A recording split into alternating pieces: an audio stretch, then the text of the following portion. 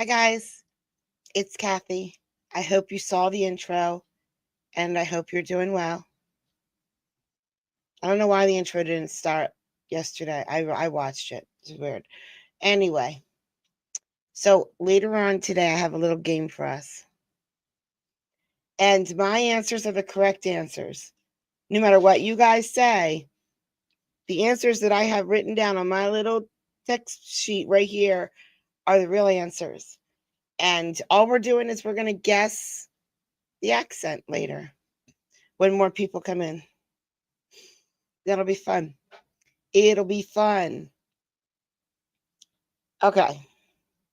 So today I want to so people are texting me and asking me a while ago we thought about getting Judge Fleischer a billboard for his upcoming election in 2026.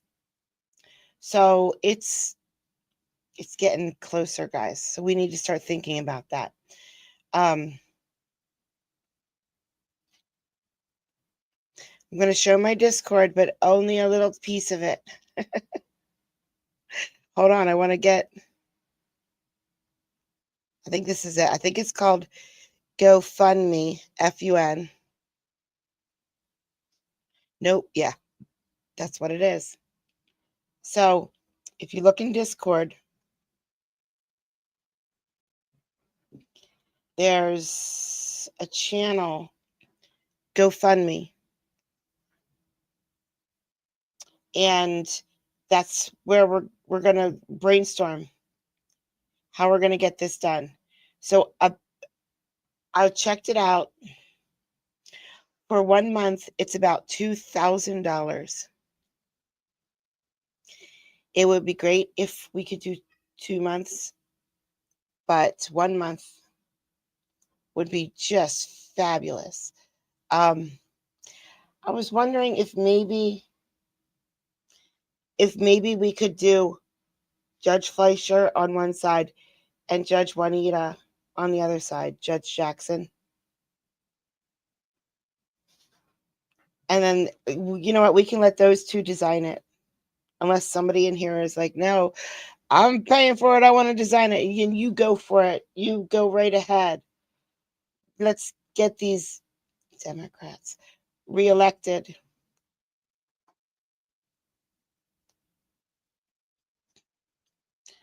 All right, someone's typing in GoFundMe right now. Donald, have Fozzie fly his Joan with a Fleischer flag all around town. Security, what are we here for? Security, just give money. Okay, do not give any money through YouTube and then tell me this is for the billboard. Do not. YouTube takes all of it and it takes months to get it. And I'm not going to try to figure out there's no way for me to figure out how much of your money is actually what YouTube paid me. Do not send anything through YouTube for this. It's just not. There's no way that'll work. So maybe I will start an actual, really real GoFundMe for us so that we can all put the money in one spot and we can see where it's going. Give a central location. Right? When you do a GoFundMe, like you see everything. You see who put in what and how much is there. That's probably the best idea. If you guys have a different idea, tell me. I don't care. I just want a billboard. I don't care about anything else. I just want a billboard. So start thinking about that. Put your ideas into the GoFundMe. And then as soon as we figure stuff out, then it'll be in there. We'll get him reelected with one billboard. Okay. He's going to get himself reelected because I don't know. All right. My GoFundMe will say helping out a friend. Nope. We have to make this legit because we don't want him to get in trouble. I don't know. I'll look into it. I'll figure it out. We'll figure it out. but we want to get him a billboard. $2,000 for 1 month, $4,000 for 2 months. Ooh, that would be a lot. I think that would be way too much for us. Let's just see if we can get. Actually, you know what? If we don't get to, don't send any money. Pledge money. Okay, there. That's a better idea. We don't have to worry about money at all right now. If you plan on sending money, then pledge it in the GoFundMe Discord. And then we'll wait and we'll see if we can get to 2,000 before anybody sends a dime anywhere. Let's make sure we can get a billboard, because if only 100, like if only 100 of you are going to send $1, that's not going to buy a billboard. So don't send any money. Don't send any money until we get to 2,000 pledges, and then we'll work on that. Does that make sense? I don't know what's going to be on the billboard. I feel like we have to let the judges decide, right? The pledges are being taken for Judge Fleischer's billboard.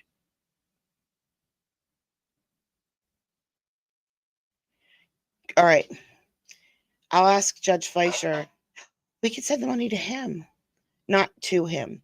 He will tell us how to send the money to him. He will tell us what's allowed. So what we can do right now is just work on pledges. If you would like to pledge any amount of money for Judge Fleischer's re-election campaign in 2026, we're thinking about getting him a billboard, costs $2,000. Then make your pledges in Discord under GoFundMe, and then we'll go from there. And we'll let the judge decide what happens. He's the campaign manager. He is the campaign manager. That's him. He wears a lot of hats, you know. That judge sure does. Not like me. All right, this first case I got, and don't forget to stick around because we're going to play a game later. We're going to play a game. Guess that accent. We're going to play Guess That Accent, and the places I have written down are the correct answers, no matter what anybody in here says.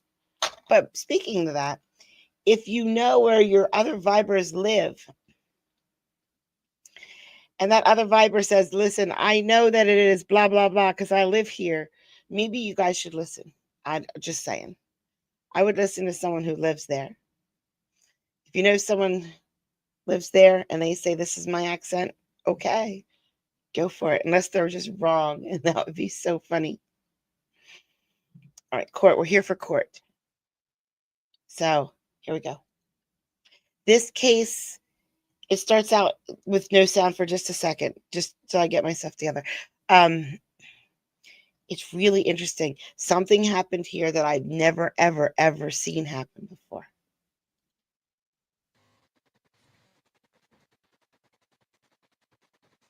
Okay. Are we on the record?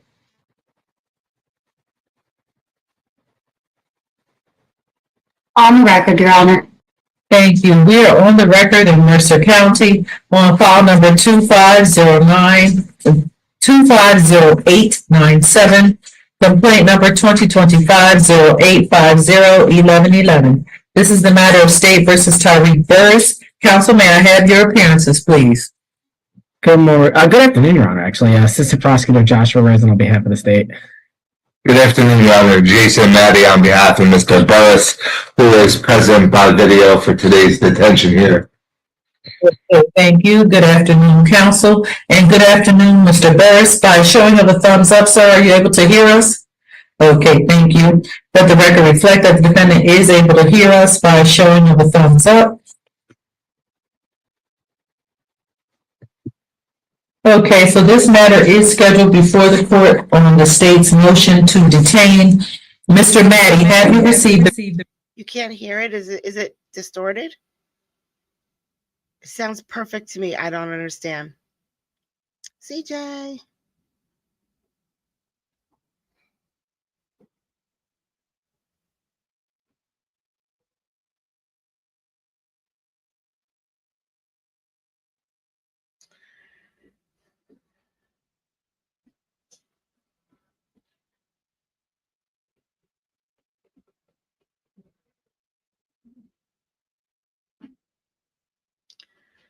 All right, I don't hear what you hear, so I'm gonna do some things, but you have to tell me if it's gotten better because I don't.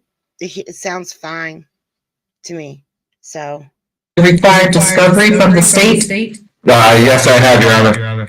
Thank you. And Mr. Rosen, on what grounds does the state seek detention? Your Honor, the state seeks to detain the defendant on the grounds that he represents a danger to the community. Okay. Mr. Maddie, may I address your client? Yes, you may. Okay, thank you. Mr. Burris, at this time, I am going to advise you of your rights at this hearing. You have the right to be present at this hearing. You have a right to an attorney. Testify at this hearing. my echo is.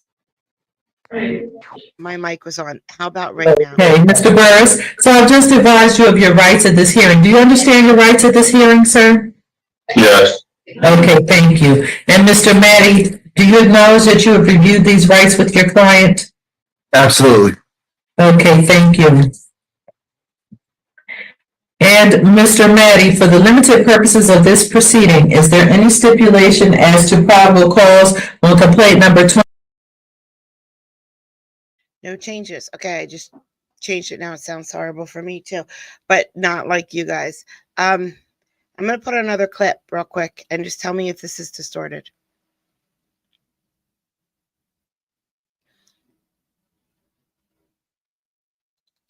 This one we know what the sound should sound like. I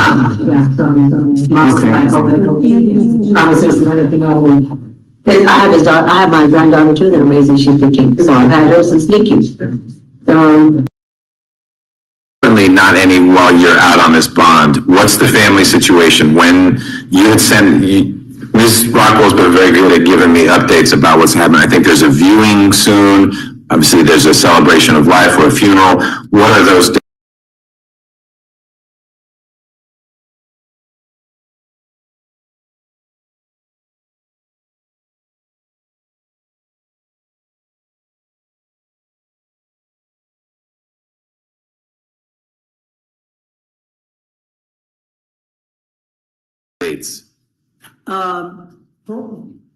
Thursday, Friday, Saturday, stand-up matter, and I'll place her under oath if you need me. She doesn't need to be under oath. How are you connected to Mr. Hayes?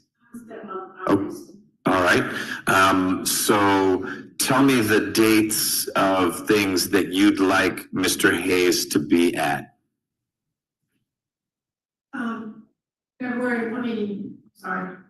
May 1st, we're having the family viewing, that's me and we have 8 children. And then the family viewing and family and friends is on Friday, and it's all at us Thornhill, and then on Saturday is the funeral service.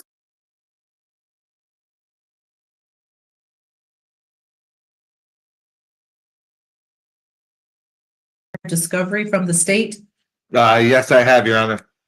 Thank you. And Mr. Rosen, on what grounds does the state seek detention? Your Honor, the state seeks to detain the defendant on the grounds that he represents a danger to the community. Okay. Mr. Maddie, may I address your client? Yes, you may. Okay, thank you. Mr. Burris, at this time, I am going to advise you of your rights at this hearing. You have the right to be present at this hearing. You have a right to an attorney. Testify at this hearing.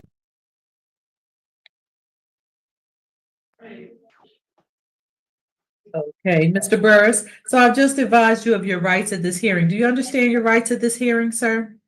Yes. Okay. I cut out the rights because they're long and boring, and you guys have heard them a million times. That's what that skip was. Okay, thank you. And Mr. Maddie, do you acknowledge that you have reviewed these rights with your client? Absolutely. Okay, thank you. And Mr. Maddie, for the limited purposes of this proceeding, is there any stipulation as to probable cause on complaint number 2025-0850-1111? Yes, Your Honor. We stipulate to probable cause for the charges contained within that complaint. We reserve our arguments for weight of the evidence. One other thing, Your Honor, I just want to confirm with the prosecutor, Mr. Rosen. This matter was not filed as a burden shift, but since this is a first-degree attempted murder and that he has two convictions on separate days, do they plan to proceed as a burden shift or not? We will be proceeding as a burden shift since the defendant does qualify as a persistent offender and he is charged with a first-degree crime. Okay.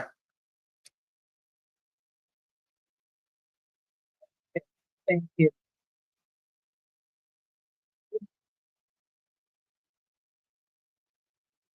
Okay, so the court finds probable cause based on stipulation on complaint number 2025-0850-1111. And Mr. Rosen, will the state be proceeding by proffer? Yes, Your Honor, the state will be proceeding by proffer at this hearing. Okay, thank you. Will you please identify the state's exhibits? Yes, Your Honor. The state seeks to move into evidence which has been classified for identification purposes as S1, which is the complaint against the defendant, S2, which is Officer Arias's investigation report, S3, which is Officer Lupin Cini's supplemental investigation report, S4, which is Detective Acosta's supplemental investigation report, S5, which is Detective Quinlan's supplemental investigation report, S6, which is Detective Quinlan's video surveillance report, S7, which is Tariq Burris's arrest report, and S8, which is Tariq Burris's CCH.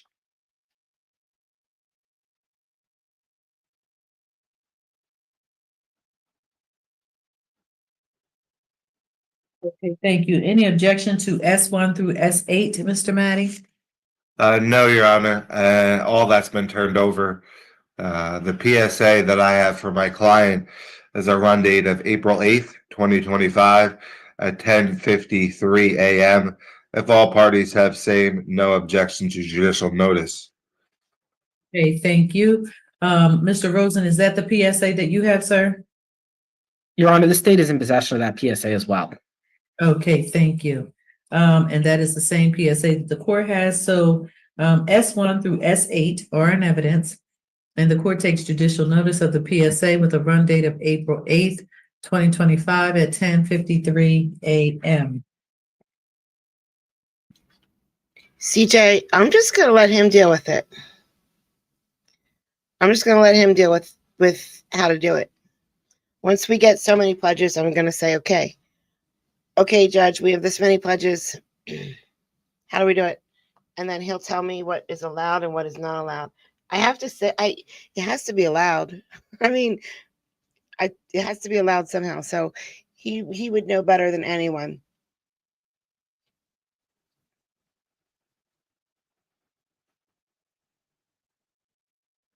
But thank you.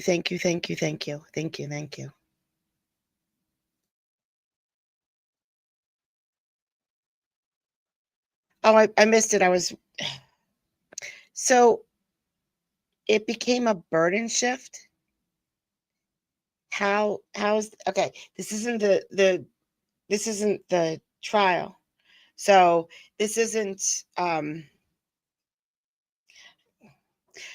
so the burden is on him now to prove innocence instead of on the prosecutor to prove guilt for these preliminary hearings.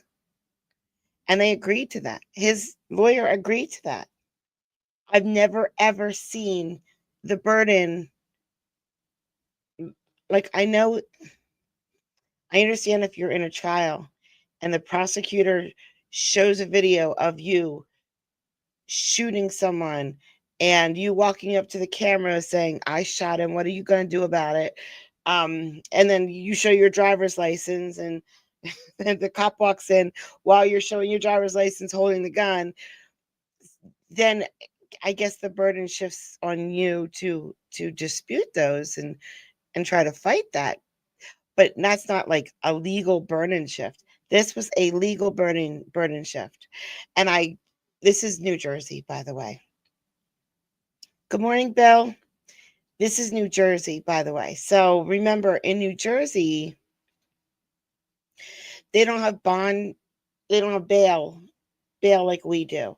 You get convicted of a crime or, arrested for a crime, and then you go in there, and then you are either detained or you are not detained. And if you are not detained, then you get let out on a certain level. So level 3 is like you got to call your probation officer once a month until, your case is closed, until you get in front of a judge and have your day in court. So what I think is going on is he's being held right now. And he probably went to Nakama, the bounty judge. And the prosecutor probably said, we want him detained. As soon as the prosecutor says they want him detained, everything stops in New Jersey. No one else can say anything. That guy's detained. It doesn't matter what anybody says. Even Nakama can't change that. So if a prosecutor says that they want him detained, he's detained until they get in front of a superior court judge, which is usually a day or two. This is a superior court judge. He was detained. Now he's in front of her. So maybe this burden shifting, legal burden shifting, like that's the legal term they're using, is just for his detention. And the burden has shifted from the prosecutor to him now to prove that he's innocent for him to get out on bond before the trial. Isn't that weird?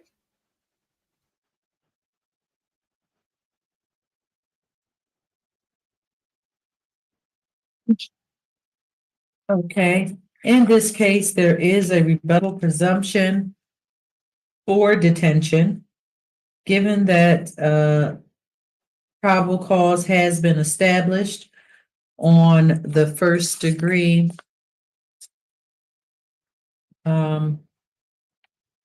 accomplice liability for attempted murder, and given that the defendant qualifies as a persistent offender, given that there are prior indictable convictions within the last 10 years that were on 2 separate offense dates. There are also 2 separate disposition dates. And given that the proofs can be rebutted by proofs from the defendant by a preponderance of the evidence. If proof does not rebut, the court can order pretrial detention. If proof is rebutted, the prosecutor can still establish grounds for detention by clear and convincing evidence. So, Mr. Maddie, do you agree with the allocation of the burden of proof? I do, Your Honor. Okay, thank you. Then I will defer to you first, please, with respect to arguments on detention. Well, thank you, Your Honor. On behalf of my client, as the court correctly noted, this is referred to as a burden shift. So the burden lies with us in regards to which I will articulate that we can do, supply this court with a preponderance of the evidence on dangerousness and failure to appear. And the burden would then shift back to the state of New Jersey, and they would have to supply to this court clear and convincing evidence for both prongs, failure to appear and dangerousness. I argue they cannot supply a quantum of clear and convincing evidence. Therefore, this court should deny the state's motion to detain Mr. Burris pending trial. as the court is well aware that the Criminal Justice Reform Act should be construed liberally. It was the intention of the legislature, detention of last resort. So the court has to examine the weight of the evidence, the nature and circumstances, and the history and characteristics of Mr. Burris. After the court engages in that, I argue that we can supply the preponderance, and clear and convincing is not applicable here. So what happened on March 19th, 2025? The police, the Trenton police, get ShotSpotter activations. The reporting indicates there was significant amount of gunfire that day. They recovered when they got to the area of Hudson Street in the city. There was actually 43 shell casings recovered in that area. So Hudson is also near Hamilton Avenue. Hamilton. Bill, is it a secret? I just need to know if it's a secret. So just so you know, guys, he comes on next, and I cut him off after I can't take it one more second. So you're not going to get to the end of him talking. And I promise you, I let it go way further than you're going to be able to handle yourself. You're going to be like, just shut up. Please just shut up. And I do. I just cut it off at that point. Don't worry, you'll hear enough. I promise you'll hear enough. But I'm just wanted to warn you now that we don't get to the end of what he's about to say. So it's sort of this, not a large area, but it's a significant area Or she cuts it off. where these rounds I don't were know. We'll see. recovered. So when the police get there, there is one victim by the name of, his initials are RC. He was on a step when this shooting occurred. He actually sustained 9 gunshot wounds. He was taken to the hospital. He was interviewed. He indicated that there were 3 to 4 individuals got out of a motor vehicle. Now, all of those individuals were dressed in basically all black, wearing face masks. He could not identify any of the individuals engaged in this shooting. He also seemed to indicate that he did not think he was the intended target. He indicated he had no problems with anybody. It's sort of just maybe he was at the wrong place at the wrong time. That's how he characterized it. In addition, unfortunately, a residence in that area was struck with gunfire. So these are the charges for the aggravated assault charges. There were 2 adults, so the parents, and 2 children. So there were 4 people inside that residence that gunfire entered into and was lodged in the sheetrock, at least 1 round. None of those individuals were injured or shot, but they were inside the residence when the gunfire entered the property. So we have those 4 alleged victims, and then RC, who did sustain, and he's the individual where the allegation is the attempted murder. So the police do a substantial amount of work here. There is hours of surveillance footage. So what they do is they sort of backtrack, and that they observe 2 vehicles which they hone in on for the investigation. They allege that the shooters, the 3 black males, exited a 2020 Hyundai Elantra. This car was stolen, and it had it was beat up, Your Honor. The windshield was blown out, and it had a garbage bag on it. So it was distinct. And Yo, he stole my car. That sounds like my car. No, I have a windshield. then the police hone in on a second vehicle, which is most applicable to my client, Mr. Burris, that they say that when the Hyundai comes into this area prior to the shooting, a Chevy Equinox was near the Hyundai, either in front or following. And the allegation here is the theory is they were working in concert, meaning that the vehicle the shooters were in, the police allege that this Equinox, which was near the Hyundai prior to and then subsequent to the shooting. Now, the police tried to link the Equinox to my client, Burris. That car was a rental. It was rented by someone who was affiliated with Mr. Burris.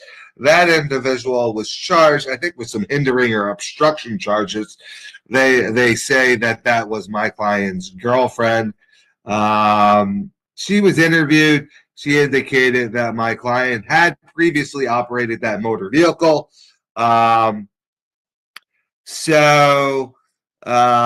Then they do some further investigation into this case. They were never able, at least at this time, not able to identify any of the principal, or I would refer to the shooters in this case. So that no one knows who they are. They were sort of, I don't know if they'll ever be able to find that out, since they're all black with face masks. And no one was able to identify them, either RC, and also RC's girlfriend, Miss Sanchez, was also a witness. And she corroborates that story, that these guys got out of the car and shots rang out, but she was not able to identify any of the shooters either. Now, no eyewitness identifies Mr. Burris. But what the police try to do, so this case really comes down to circumstantial evidence. They tie the Equinox back to the rental company. It was rented by someone, as I said, allegedly connected to Burris. And so the main dispute here is whether or not there's no identification at the time of the shooting or after the shooting that anyone actually observed Burris in that Equinox. There's some surveillance that they see Burris enter the Equinox from 707 Wiley Avenue, but they didn't have surveillance from the time of leaving Wiley up until the shooting. They tracked the car on numerous streets throughout the city, but I did not see in any of the reporting that at the time the shooting occurred, they actually put Burris in that motor vehicle. Now, he is charged as an accomplice. I do not think the state would argue here that he was the principal, meaning there's no allegation that he got out of the vehicle and actually shot. The affidavit of probable cause indicates that the three males from the Hyundai, after the shooting, sort of abandoned that stolen vehicle, and the allegation is that they leave that vehicle and get into the Equinox. So I assume the state argues here that Burris was driving that car as the getaway driver. So the theory is accomplice liability, and that is governed by 2C 2-6. And the state has to be able to point to what the statute indicates is. And I'm so sorry, the state is about to talk, and I can't protect you from what's about to happen to your ears. That Burris would have the purpose of promoting or felicitating the commission of these crimes, and that he either agreed or agrees or attempts to aid such other person in the planning or committing it. So the black letter law here is that for accomplice liability, not yet, Michael. The Someone, defendant must have a purpose that someone else um, engage in the conduct that constitutes the particular BJ, crime did you? charged. This comes out of State versus Ramirez, 246 NJ 61, a 2021 Supreme Court case. I understand that there's no direct evidence. Circumstantial evidence can be powerful. However, here I argue that that the theory behind the Equinox and the Hyundai Elantra working in concert, the missing piece to the puzzle is there's nothing that ties Burris to actually being in that vehicle at the time of the shooting or when the allegation is he picked up the shooters. They interviewed Burris. That there was nothing that came out of that of relevance. At one point, he invokes his right to counsel. He was arrested in Camden. They executed a search warrant at his property prior to his arrest, and nothing was recovered. And none of the shooters were ever apprehended in this case. So I would argue that the circumstantial evidence tying my client to the substantive offenses by way of accomplice liability is not strong. The PSA in this case is a 3-4, 3 for failure to appear, a 4 for new criminal activity. There is an elevated risk of violence flag. The PSA recommendation is no release, of course, based upon the first-degree attempted murder charge. The court can give the PSA considerable weight, but not rely exclusively upon it.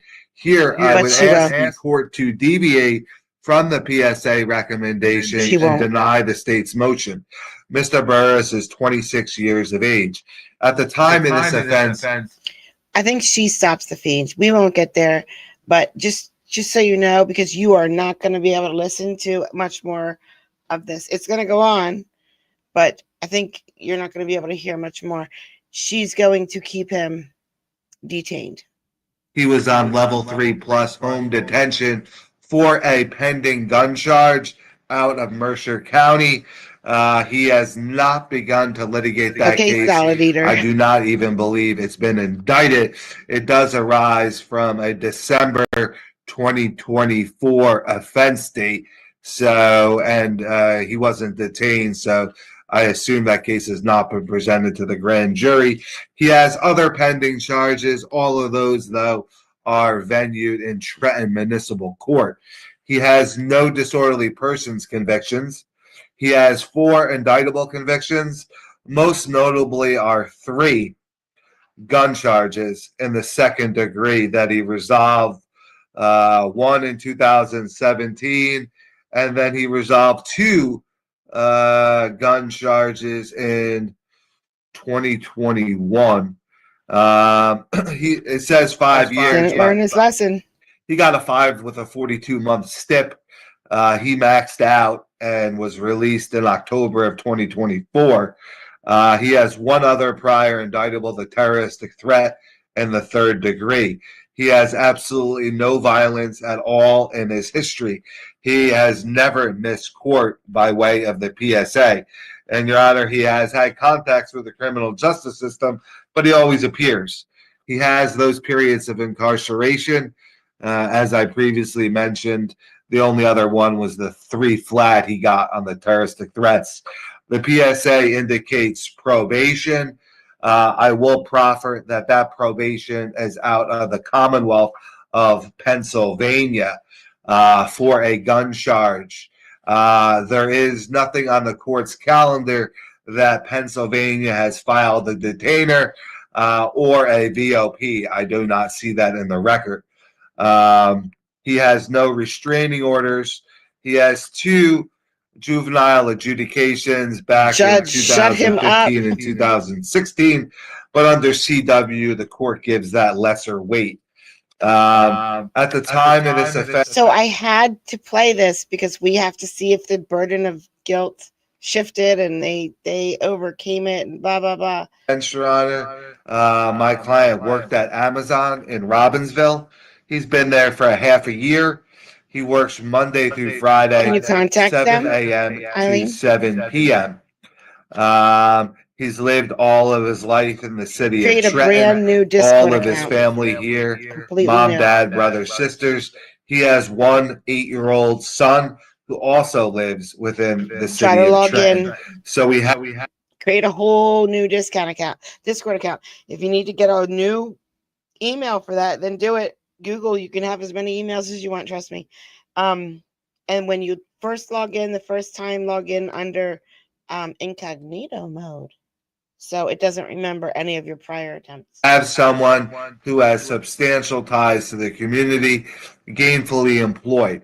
So, in closing, Your Honor, I argue, based upon the weight of the evidence and the history and characteristics, we have been able to proffer to this court by a preponderance of the evidence to overcome the statutory presumption of detention, and that I argue the state cannot supply a quantum of clear and convincing evidence that my client must be They're gonna supply a quantum. Don't you worry, sir. detained pending trial. Therefore, I ask that Mr. Burris be released pending trial. Thank you, Your Honor. Mr. Matty, Mr. Rosen? Your Honor, I'm just going to, I'm not gonna go over the facts of why we're here. Mr. Rosen, I'm sorry, it's a little hard to hear you. Oh, let me see, it might have been some paper covering the speakers. You able to hear me better? I can't watch you while this There's happens some to you. feedback. I just can't. Okay, Let me see, is this better, or? Nah, yeah, I guess we can proceed that way. I can hear you. There is a little feedback. I don't know. You can proceed. Thank you. okay, sorry, I'm not sure what the feedback is for them. But I guess we won't be dealing with this soon, we'll be in person, so, along with the Zoom issue. So, I don't think it's necessary to go through the facts of this matter. I do believe Mr. Matty had sufficiently summed them up to a certain extent. The state will argue that the weight of the evidence, though, is fairly strong against the defendant.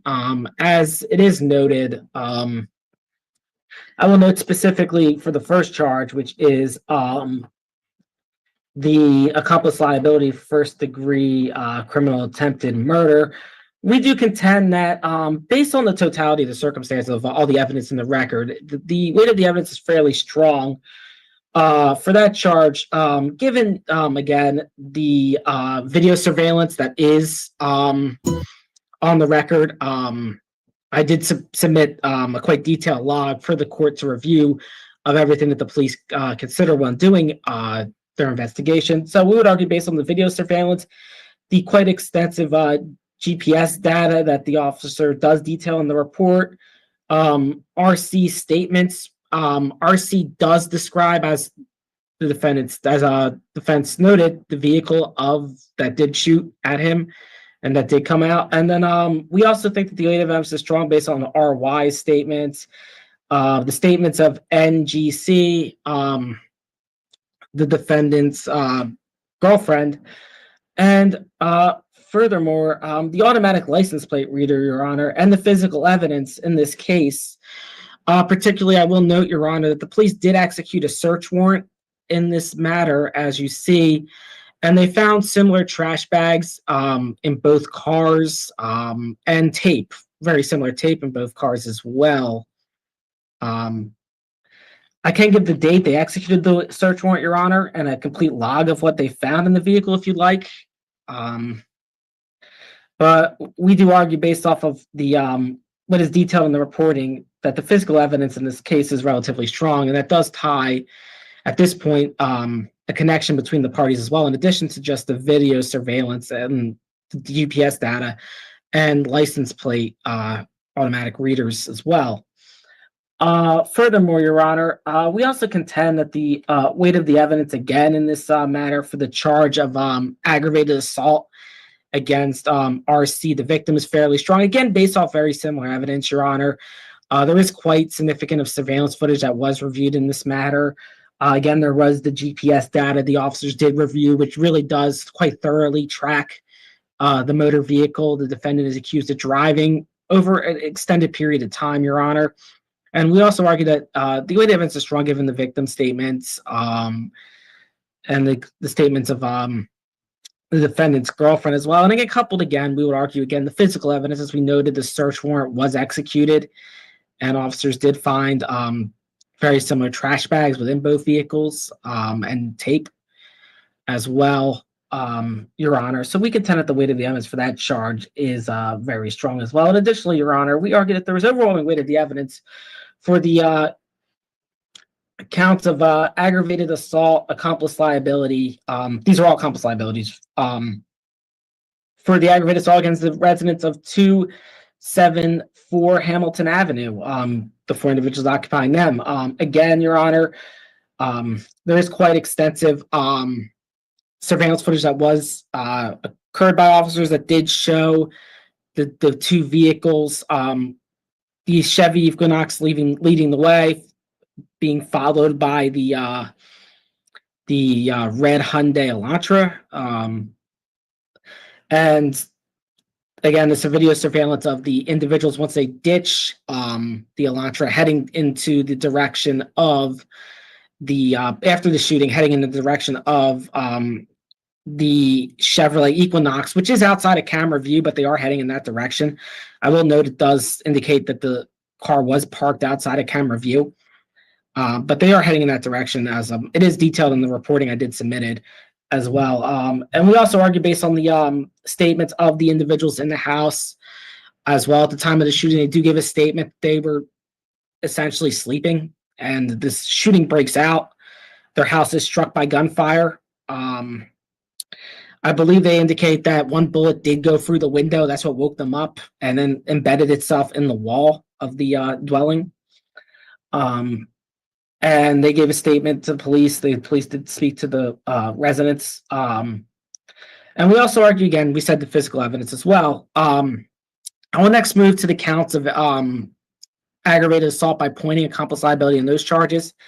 And again, Your Honor, we think that these charges are fairly strong, again, based off the same evidence, the surveillance footage, the GPS data that was retrieved, the statements of RC, YR. I will note for the record, I use initials YR for the victim's girlfriend. I know she gave the name on the scene of Claudia. I know it's Claudia, I think Gonzalez. I might be wrong on the exact name, but her initials ended up being YR. Isn't his major problem. His major problem is he keeps going. He doesn't stop. For the record, I forget the full name she used, but originally they did track her down as the additional name. So we contend that based on the statements that were given, the victim statements, and coupled with the surveillance footage and the GPS data and the physical evidence, as well as I've discussed, that was retrieved from the car, the weight of the evidence is fairly strong. I will again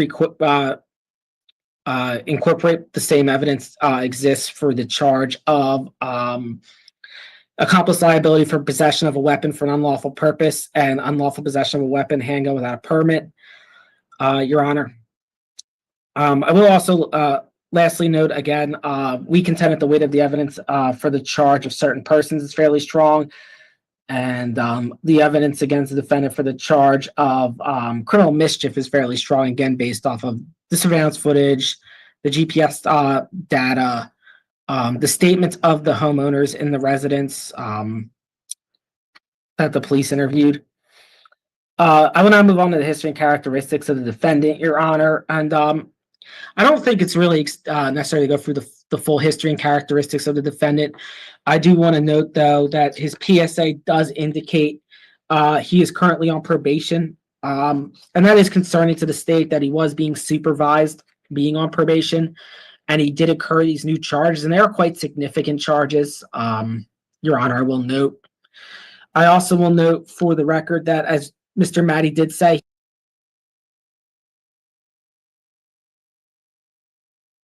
Oh, darn.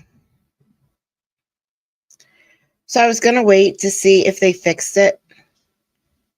And then I said, nah, never mind. I'm done with this. I'm done. I don't want any more of this. And I ended it.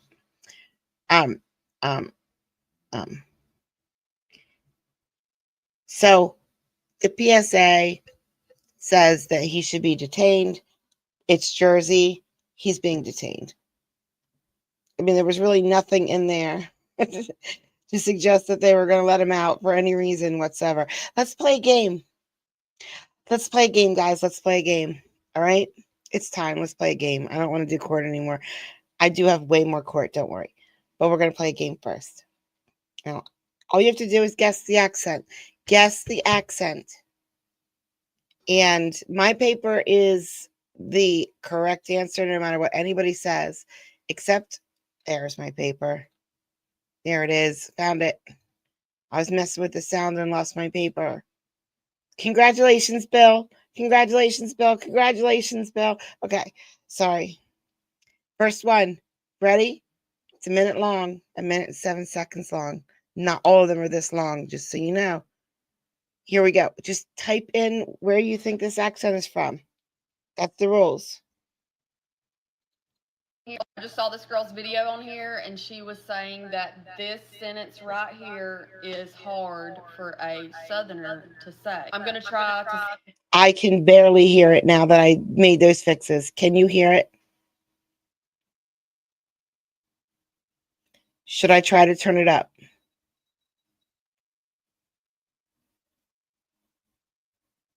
Yeah, I did put a lot of boobs into this whole presentation for you guys. Echo? Oh, was I not muted? Should I turn it up? I don't know if I should turn it up. I'm just going to keep playing it. Say it proper first before I say it how I would usually say it. Here we go. 5 bowls. Bowls. 5. Hang on. Cut the cameras. 5 bowls of boiling. Why am I man right now? 5 bowls. Why am I yelling? Lower your voice. 5. Ah, the wasp in here. Sorry about that. 5 bowls of boiling oil. 5 bowls of boiling oil. Hey, baby, can you go grab them 5 bowls of boiling oil? Don't forget to grab them 5 bowls of boiling oil. Did you bring them 5 bowls of boiling oil? Now I told your ass to bring 5 bowls of boiling oil. Where the fuck's the 5 bowls of boiling oil? Georgia. Kay, got it. Good job, Kay. That's Georgia. She says it's Georgia. She lives in Georgia. Fozzie, there's some better boobs. Don't worry.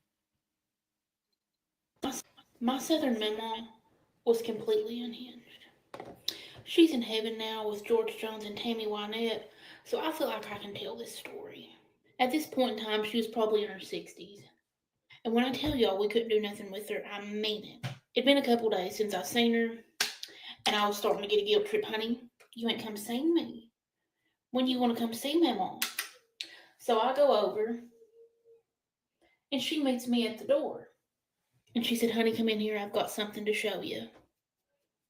And I'm thinking, well, she's went to the Home Goods and got her something. You know, got her a new cake pan. Or she takes me in there to the kitchen. And when I tell you, she pulls up her shirt and she's not got one, but both of her nipples pierced. I said, Lord, have mercy. What in the hell have you done? She said, honey, your papa loves it. I said, that's enough of that. That is absolutely more than enough of that. And she was... Kentucky. Michael got it first, and then Ginny, and then KS, and then Debbie. Yay. Okay. This next one is very hard. I thought I'd do a little quick fit check before I go for a ride. So this is a one piece. It's from, I think I literally got this from Kmart. I've got a Filtron. Oh! I've got a Filtron, but it's pink. It doesn't even look that pink.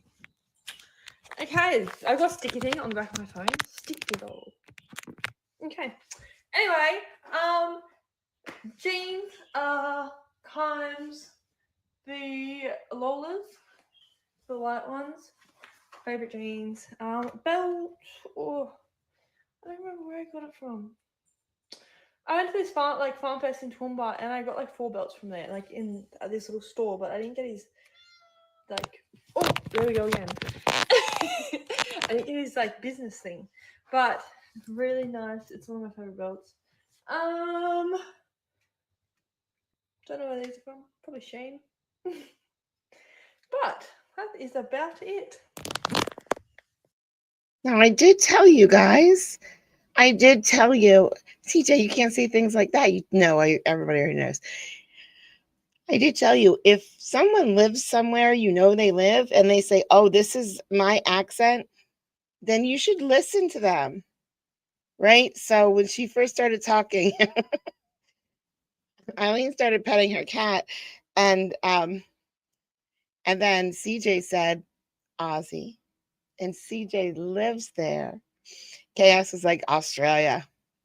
That is where she's from. Australia.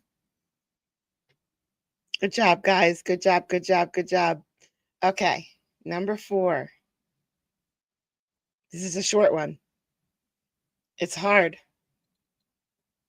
Little bags are $8.50. That's £4.25 for probably like what, 8 or 10 mini eggs. Thank God I'm trying to be healthy and not buying any Easter eggs because that's crazy. No. No. No. No. Oh, no. I think I messed up, guys. Hold on.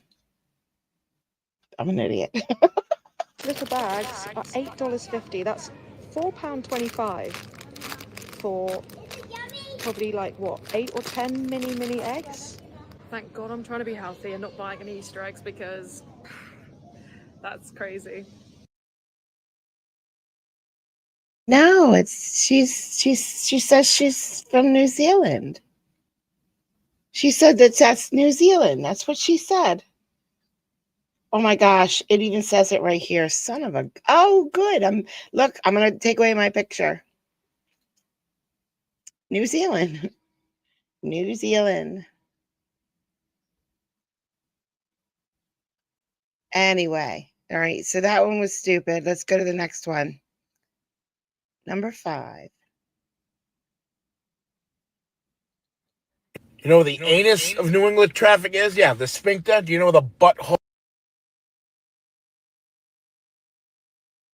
We all think it is, right? It's not. It's Providence, Rhode Island.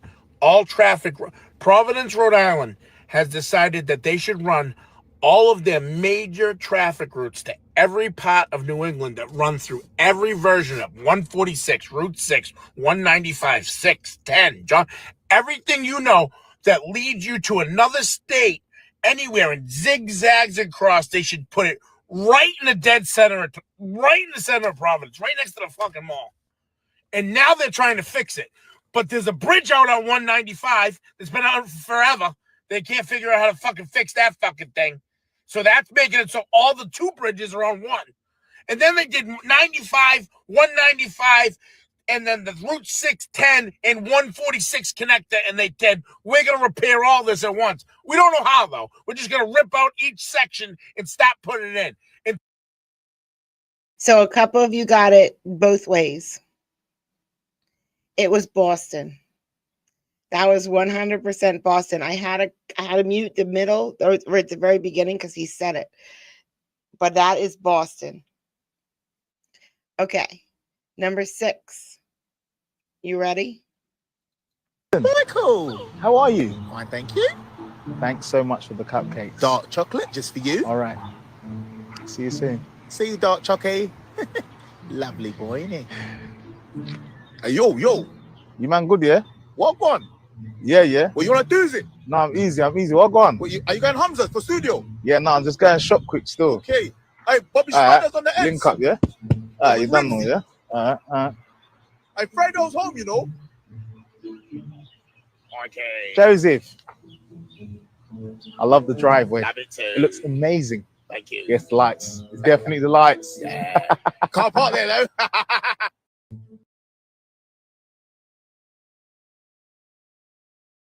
London. It was London. Okay. Number 7.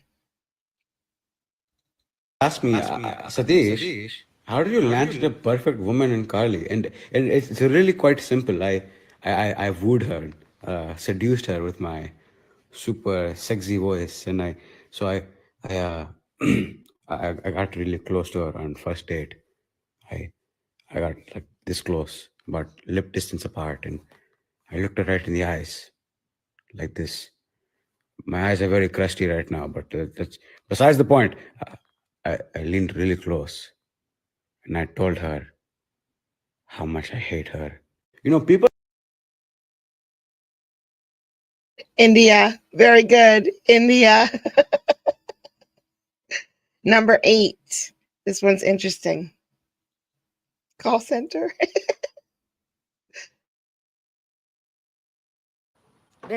Daddy! Viens voir, Dad. Quoi? Quoi se dit, tonton? Manger ma petite fille, pourquoi? Moi, je vais te montrer TikTok, Dad. Ben oui, Brandy. Oui, il fait beau en dehors, hein? Le soleil en dehors, il fait beau. Tell him Je pense qu'on va ramasser d'ici là, qui était là. what you think about this weather, Dad. Il fait beau en dehors, still. Beau soleil. Bien assis.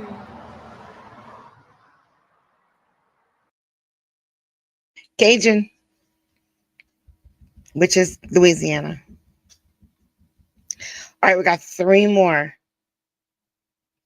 Here we go. What was your date last night? How'd you make out? What a disaster. He showed up in a jacket. It wasn't even real leather. Wait, this is the guy with the daughter? Yeah. Not even real leather? Was it even designer? Who knows? Believe it or not, he took me to Red Lobster. Red Lobster? Wow, not even a big spender. Where'd you meet this loser? Where else? Tinder. Wait a second. This is the guy whose profile said he was a lawyer? No, the doctor. More like a doctor imposter. I don't know, Danielle. I'm ready to order. Can we have 2 waters? Not Jersey, that's New York. Those are New Yorkers. All right, do you, John? Interesting. All right, here we go. Next. Okay, so what did the kids say? What did all the kids say when you said that? I have to show them. Okay, go ahead. It said motherfucker. They all said it? And what did the teacher do? Did she put you all in the corner? I was the only one sitting in the chair. Oh, is your nose Why? growing? Are you telling the truth? Yeah. Did they all say it? Yeah. Is her nose growing, Mommy? I can't tell. Yeah, it is. Yeah, it's growing. No. Did they all say it after you said it? Yeah. Leon Miller said motherfucker. I thought you weren't going to say it anymore. I really don't like that word. Okay, I just have to. I hate that word. I don't want to hear it out of your mouth again. Okay, but. Okay. Oh yeah, that's New Jersey.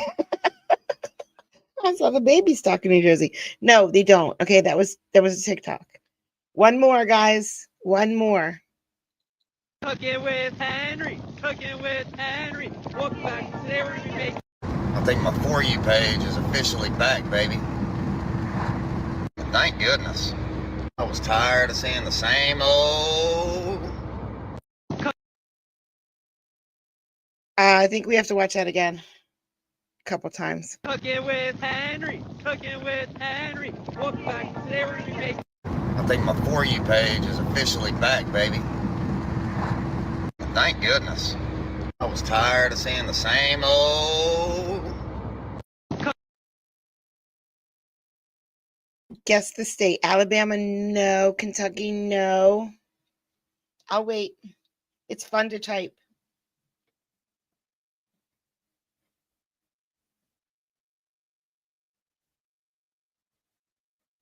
It's not Texas. No. I know. I know. It's not Arkansas. It's not Texas. It's not Illinois. It's fun to type. It's not Wyoming. Okay, it's fun to spell out loud. No, and no, and no. No, it's not Tennessee.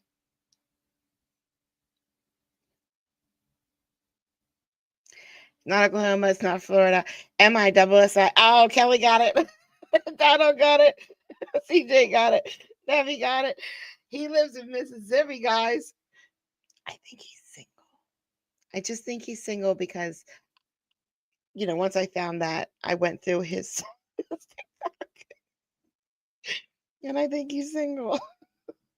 So maybe he has better ones on. A lot of them don't even have words, just so you know. Just saying. I'm just saying a lot of them don't even have words. So, and he lives in Mississippi, and I'm pretty sure he's single. Yeah. I know. He is so pretty. Okay. So what did we do? We did burden shift, and we did, is that the only one we did? No. Oh. Wait, did we do this one? No. Okay, hold on. So this one is for Fozzie, only he doesn't know it and would never know why. I can't get Judge Van. I just gave up. I can't get Judge Van. I'll never get Judge Van. It's just not something I'm skilled enough to do. But for some reason, every time this court comes on, it reminds me a little of Judge Van, even though he doesn't look like him, he doesn't talk like him, he doesn't act like him. The courtroom does not look like Judge Van's courtroom in any way, shape, or form. But this courtroom, for some reason, I am interlocked with Judge Van, and I don't know why. It makes no sense.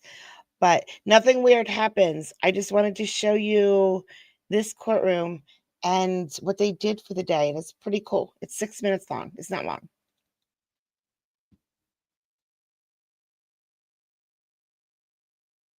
So if you're wondering why now all of a sudden I have the OBS at the beginning of all my video, not all of my videos, some of my videos, it's because I was DBA at Milledgeville University. I wrote code all the time, and then I stopped working there. And they kept me on as a contractor, and I had my laptop. And the other day, like a switch hit. It was like, I don't know, 2 days ago, 3 days ago. I guess my contract was up. I didn't know it. I didn't even know it was about to expire.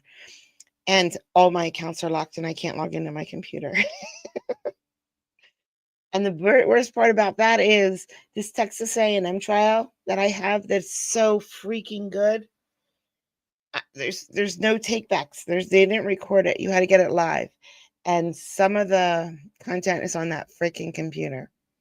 I called, and they're deciding whether they're going to let me back into the computer or not. So I'm going to decide whether to let the cats pee on it or not. 2025, Bellingham Municipal Court. It's our pretrial calendar. Council, good afternoon to all of you. Good afternoon to our Bellingham officer here. And good afternoon to everyone in our audience. I believe we have some 8th graders from, is it Fairhaven Middle School today, I think? Fantastic. Okay. Isn't that cute? Wait, we're going to see them. For our guests here today, we're going to do about 15 minutes of court down here. And then for everyone else, the calendar is going to move upstairs afterwards. And then the court is going to have our Law Day presentation with our students. So we're going to get started down here.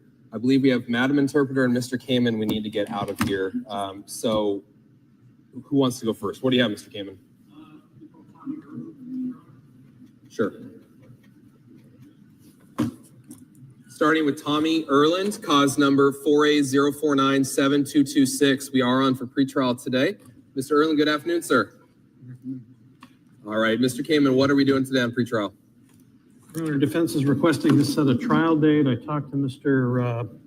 Look Anderson at that. about Oh, potential trial look. dates. Isn't that cute? 8th graders, a whole courtroom packed full of 8th graders. And I guess he did half of his docket upstairs. I thought my camera was off. He did half of his docket upstairs. So I think he took the bad cases upstairs.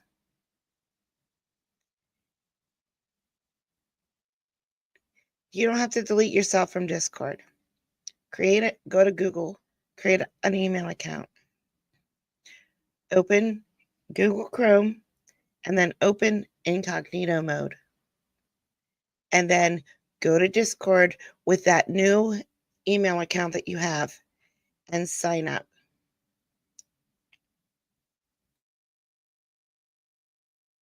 Hoping for end of July, end of June, I'm sorry. Okay, end of June. Let me go ahead and take a look at what we have available. I'm having trouble getting into Jabs right now. There we go. Let's Okay. see what the court's going to give us. So time for trial, Mr. Kamen, or do you know where we're working from on this? We'll waive speedy to accommodate any date that's necessary, Your Honor. Okay, very good. Mr. Anderson, do you have any dates in mind from the city's perspective? Any of the times in late June are fine. The officer is no longer with BPD, so we'll have to check availability separately.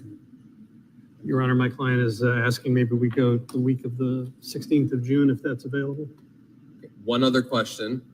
Are these cases being tried together? Are they joined, or would you have to do two separate dates? They would be separate. Two separate cases. Okay. All right, I'm going to do a pretrial form then for each of them. About that week. I'm sorry, maybe the 16th doesn't work. Could we try for the week of the 30th? Sure, I'll take a look. I'm just getting the orders pulled up right now. It's going to be a one day.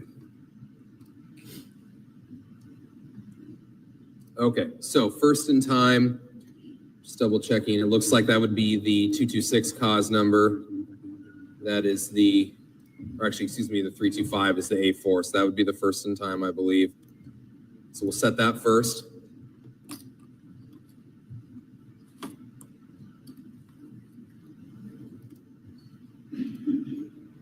All right, jury trial date then looking into June. You said June 30th, Mr. Kamen? Court would start trial on a Monday. Oh, that would be, yeah, Monday. So July 1st, I guess. We could do Monday the 23rd. I don't see this going longer than a day. Okay, so Monday the 23rd is open. Tuesday the 24th. Yes. Okay, all right. Does that work for the city, Mr. Anderson? Yeah, I mean, tentatively, that's fine. Okay. All right, so we'll do Tuesday, June 24th. Status then will be the day before. That'll be on Monday, June 23rd, 1:30 p.m. Trials at 9 o'clock. And then readiness would be 2 weeks before. That's Monday, June 9th at 1:30 p.m. Madam Clerk, if you could please unlock that.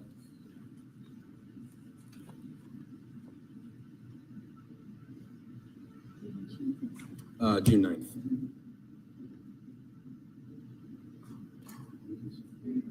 Thank you. All right, and are both parties just reserving on motions at this time? Yes, Your Honor. Well, defense is. Yes, sir. All right, and then Mr. Kamen, I guess, so we don't need to calculate time, are you fine if I just indicate we'll commence on the readiness date, June 9th? That'd be fine, Your Honor. Okay.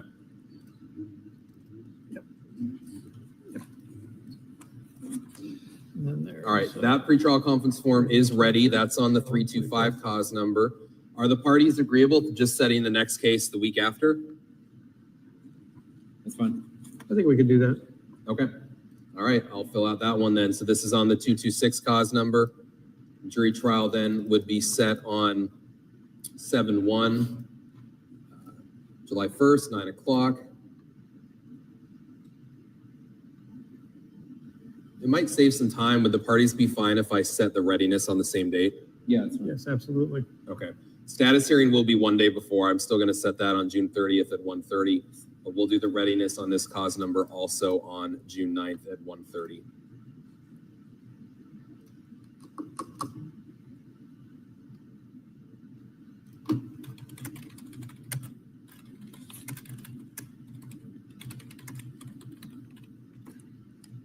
All right, and Mr. Kamen, you're okay if I also set the speedy commencement June 9th on this? Yes, Your Honor. Very good. Okay, I am out of both orders now. There are two of them, and they are both ready You're for fine. signature. Mr. Erlin, It's do you have any fine. questions Don't worry about it. the dates coming up? I'll confer with my attorney. Thank you. Okay, very good. I'll sign off as soon as I have signatures. Oh, please don't feel pressured into donating if you can't. It's fine. It's absolutely fine. I'm sure. I mean, he's so good. He's gonna be fine no matter what we do. So don't hurt yourself, guys. Have a good evening, Mr. Erlin.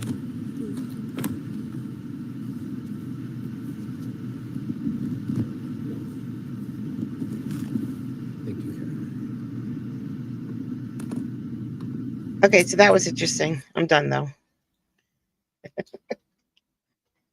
We got to see little kids watch court. All right, now we're going to annoying.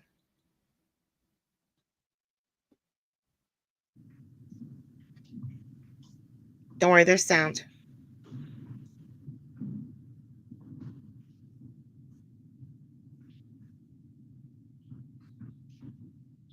Down what is it? My client is prepared to plead to count 2 of the violations. And pursue the sentence. All right. So if you raise your right hand, go ahead. You do swear affirm the testimony you're about to give is the truth, the whole truth, and nothing but the truth, so help you God. Yes. All right. So Ms. Feldman, you are being supervised for the underlying charge of assault with a dangerous weapon and also resisting obstructing a police officer. And those have maximum penalties of 4 years and 2 years. Do you understand that? Yeah. Okay. You understand that you do have the right to have a hearing as it relates to these probation violations. Are you waiving the right to have that hearing? I'd rather have a hearing on appealing the original charges since I did not do them. All right. Well, that ship has sailed, so to speak. This is only about the probation violations today. You want to have a hearing on those, or do you want to waive your right to have a hearing and enter a plea? No, I did those Recommended. things. I did do those things. Okay, so hang on. So you're waiving your right to have a hearing? Yes. All right. Now, if you were going to have a hearing, you'd have a lot of rights to come along with the hearing, and I have to describe those for you. So bear with me. You'd have the right to be presumed innocent of the probation violation charges. You'd have the right to confront any witnesses that might be called against you. You'd have the right to call your own witnesses to that hearing. You'd have a right at a hearing of that nature to testify or not say anything, and the trial fact could use that against you. You'd also have the right to the assistance of an attorney. You have Mr. Downs, and he could state throughout the hearing that that's what you wanted to do.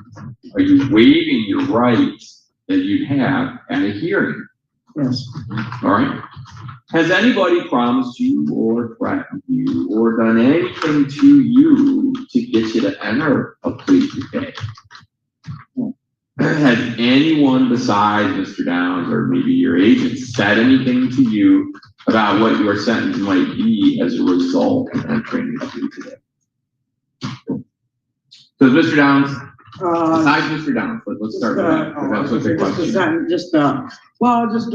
Time search for 5 days and then 90 days on the scram. Okay.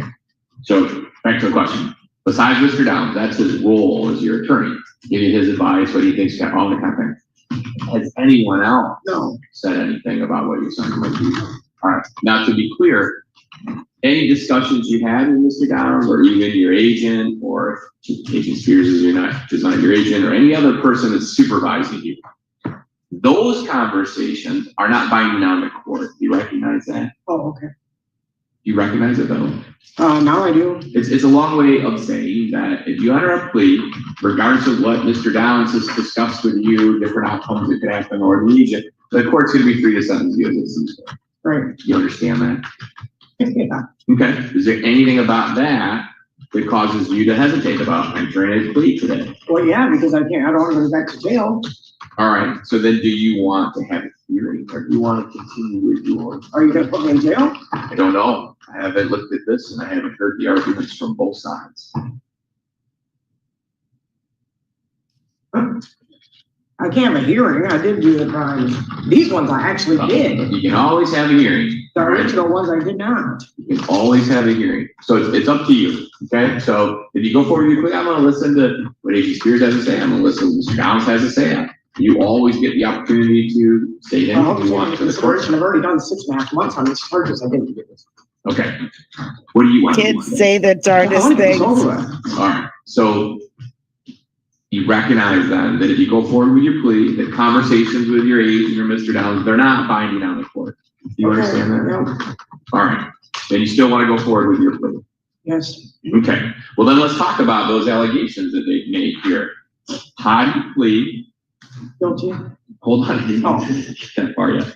How do you plead? The first violation says that you pled guilty to a misdemeanor accident to pictures on or about March 11th of 2025. And I assume that would be contrary to the term that you were not to violate any criminal law of the government. How do you plead that? I already pled guilty.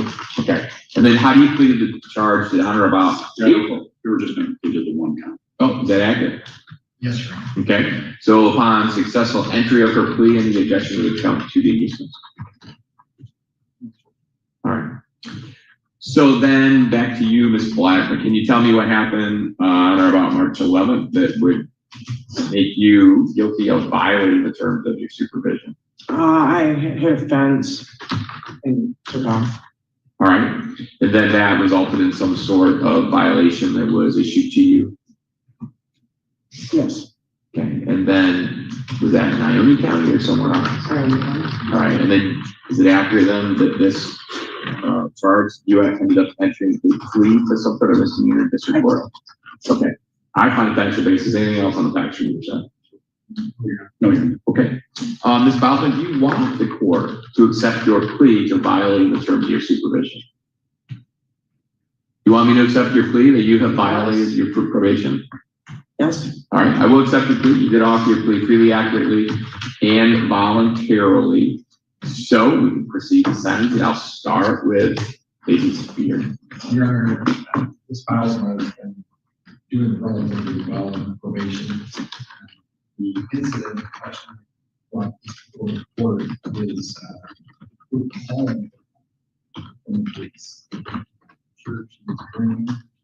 I really think that 5 days jail. No. Is more than enough for this violation, but she does have an underlying issue with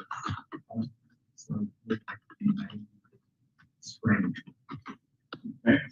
Mr. Downs, what do you have on behalf of your client? I would ask the court to go along with the recommendation. She was arraigned last week before Judge Krieger, released from jail after the 5 days in jail. And one of the terms was community was placed on the scram unit upon her release. And so she's been on the scram now for a week. And has been doing well on probation. So I think the recommendation is very fair. And I ask the court No idea. She's just annoying. Under treatment programming, it says she's been cooperative and completed a variety of programs through the family court. Okay, here's what's happening. She's a nurse. Well, she was a nurse. And apparently she had some felonies in 2011, but it was her felonies in 2016 that got her in trouble. And then she broke the law again, and then she lost her nurse's license, and then she committed crimes, which she really did commit. But the ones from the past, but she didn't commit. And that's, and then she can't pay anything.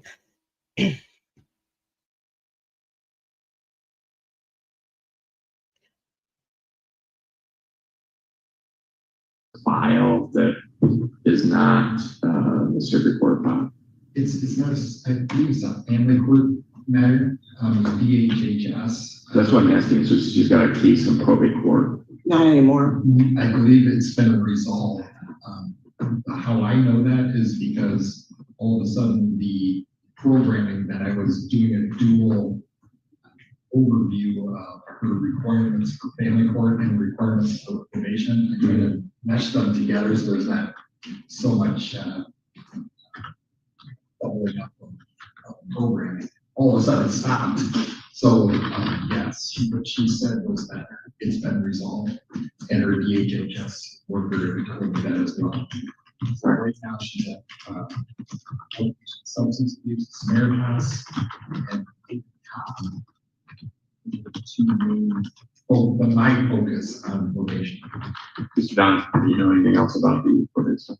Other than what she just stated, out here, that it's, the case is closed. All right, Ms. Blackman, is there anything that you want to say before the court closes sentence? Just that I've got 2 children at home, so I really can't go to jail. And then, for the, also, I'm behind in my fines, and so I was hoping that maybe I could do like some community service or something to pay that off. I'm having a very difficult time finding a job with these hefty charges that I have been charged with. And like, I can't get a job. Factories are turning me down. Like ADAC, Mega Meters, I can't even get a job at Taco Bell right now because of these charges. I'm a registered nurse. Like I should be working for the prison for $45 an hour and I couldn't even get a job at Taco Bell. Like it is very difficult. They're like, no, because of your background, we will not hire you. And I've got 2 children to raise. So there's no way that I'm gonna pay my fine. She's gonna end up coming back in here and bringing me before you again for not paying my fines, which I have been trying to pay them as much as I can on time up until just recently.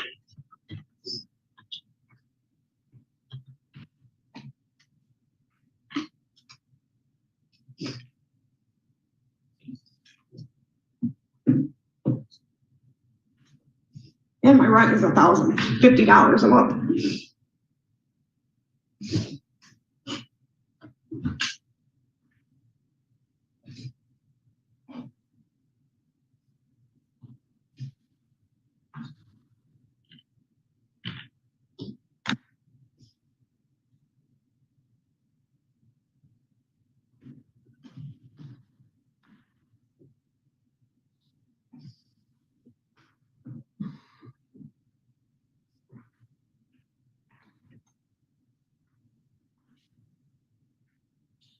Looking at my previous PSI, I don't see unless you did print the whole thing.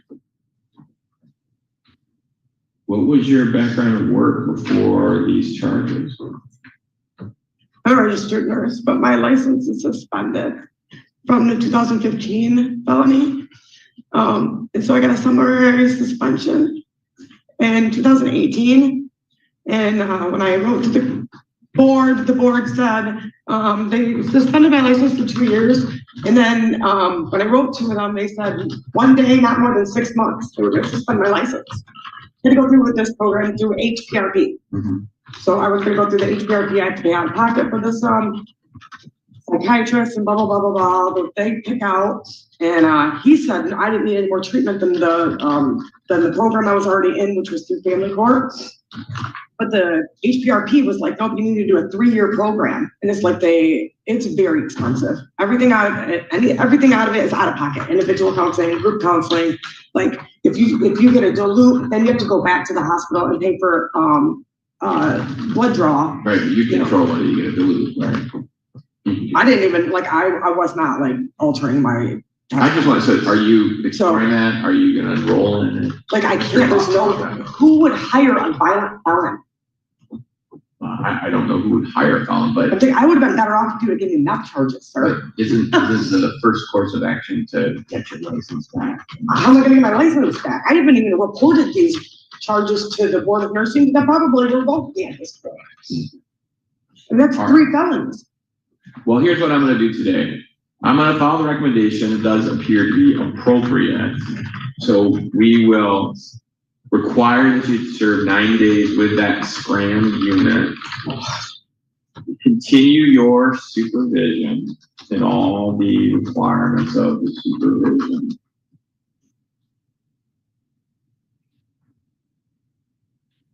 $5 days in jail or credit for 5 you served.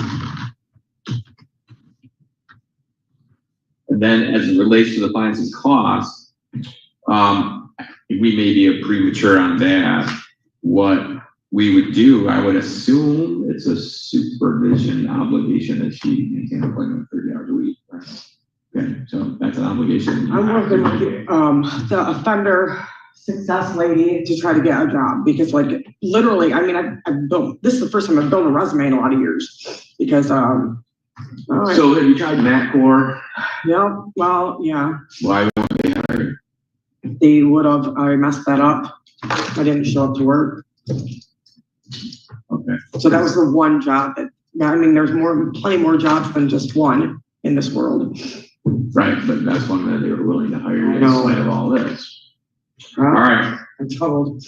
You have a right to seek appellate review of the sentence. Like to do that, you have 21 days to make a request. If you want a court-appointed attorney to assist you, you have a broader window of 42 days. 21 to 42. Does not.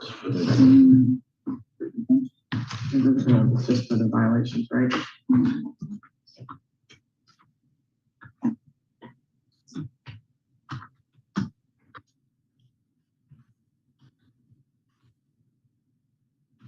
She said she wasn't going to self-report because they'll revoke her. I heard it. She did not. She'll be checking in on Thursday for the full day.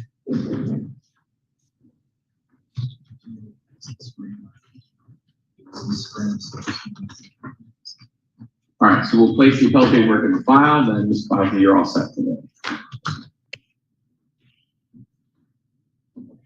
If we could go back to IPC segregation and see if we have a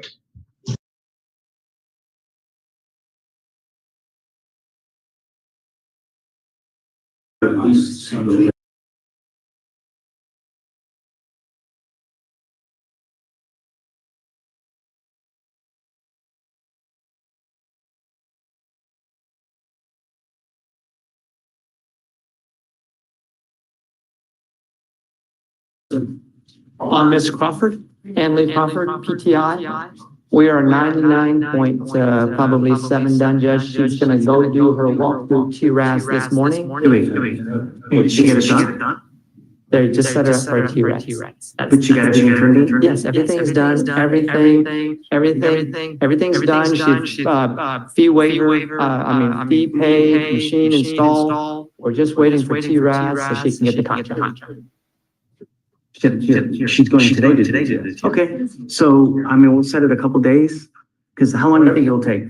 3 days, 4 days? So let's set it a week, just in case. A week it is, Judge. That's good. Okay. And we'll get it done for you. I got it, I trust you.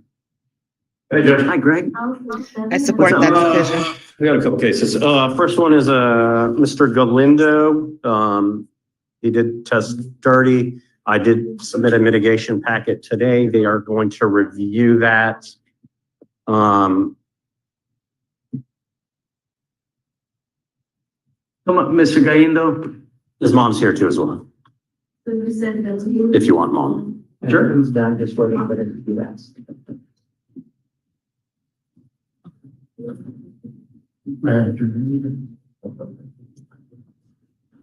So we tested him, guys, right? Yes, Judge. And? He was presumptive positive for THC. Still using?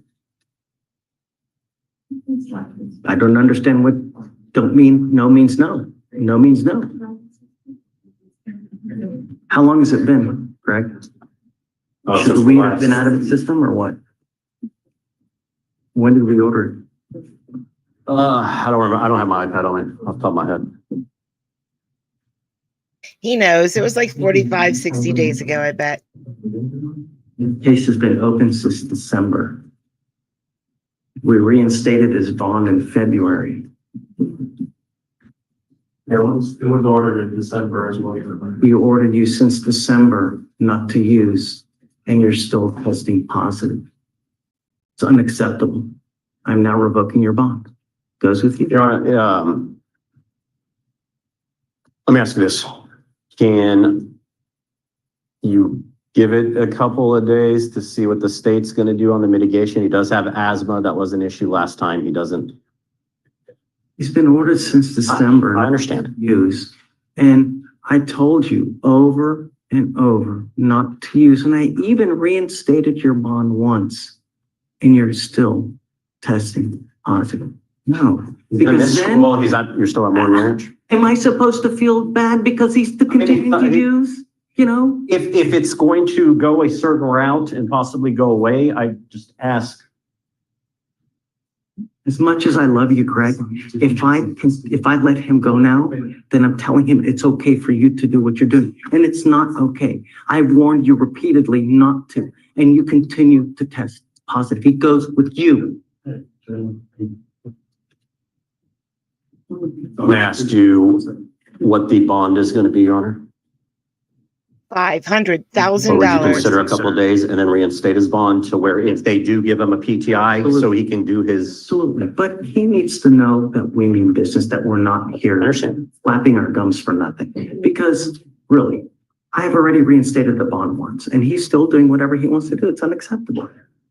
Okay. So, I'm setting the bond at 5,001. Today's Wednesday. We can roll it to, I guess, Monday. And then I'll talk to him to see if he gets the message and we'll go from there. But We'll talk in a second. I'll let him explain to you what we have in mind, but I'm sorry. Yeah, I know. I know you have heard that. His even caseworkers had given him drug tests and they explained to him why, everyone. I don't know, he explained something, he smoked some, so cigar type of marijuana. And it was like, Greg, don't. You know what I mean? I get it, Judge. Okay. I will talk to the state. I will talk to Mom. I have one other case I need to talk to you We'll about. talk again on Monday. Yeah, that's fine. I'm here every day. All right. So Thank you so much for coming. just give me a second. I'll talk to you. Thank you so much for coming. I appreciate it. And we are too, we really are. It just, It's gonna be lesson learned. And like I said, and I'm grandma, I've been raising him since three months in and out of the relationship, so that's, yeah, so. Okay. Back over. Conversations, everything, I have his daughter, I have my granddaughter too that I'm raising, she's 15, so I've had her since NICU.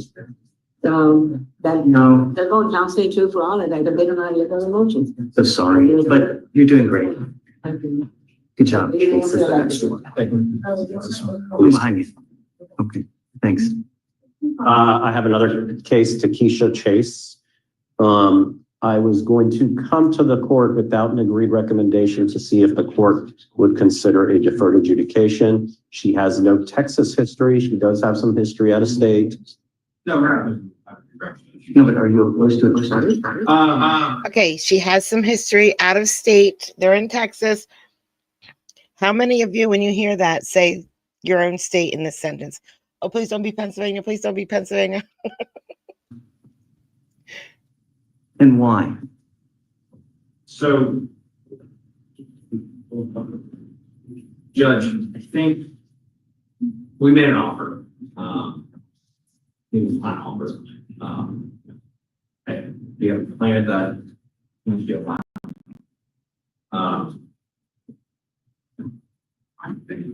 How bad are the injuries are we talking? Is it bad? Greg, is it bad? No. I'm telling you, no. I watched the video. I didn't see anything. In fact, the complaining witness called the cops the day after. It was they were in the drive-thru at Whataburger. Complaining witness hits the back of my client's car. Client's upset. Argument ensues, opens the door. They throw some punches. Okay. Complaining witness does not call the cops that day. One of her family members either works for a law firm or has something to do with the law firm. And she has her call the cops from the law office the next day. Cops on body cam come to the law office the next day to make the complaint. That is. Is your complaining witness asking for max time or something? She didn't ask him for max. And she didn't assess them. How bad are the injuries? So, she said there was a blood vessel pop in her eye and redness on her face and eye. She verified that? So based on injury photos, we do have an injury photo. She has no criminal history, right? She has out of state, but nothing in Texas. I mean, body cam, I didn't see. It's nothing violent. I didn't see anything on body. I'm okay. I'm okay. Okay. Yeah, for sure. All right. Do you want me to set it for a plea or do it now? Well, it's 191 days. Is she here now? She's here now. Why doesn't we do it? Okay, I'll do it right now. Good morning, Your Honor. Come on. I'm here for Francisco Hernandez. Okay. Did he show up? Yes, Judge, he's, from the jury box. Okay, what are we doing with Mr. Hernandez? So he's set for a bond violation hearing. I don't believe that a bond revocation would be appropriate here. The basis of the violation is the drug test that he took on April 14th, which was the drug test that you ordered in court. And if you'll recall, he had a presumptive positive and you issued some new bond conditions. So It's not our first bond violation, is it not? Well, so it is not. There was an earlier one for missing a drug test. However, the only basis for this one is something that the court already. Hello, Mr. Hernandez. You're right, I'm gonna.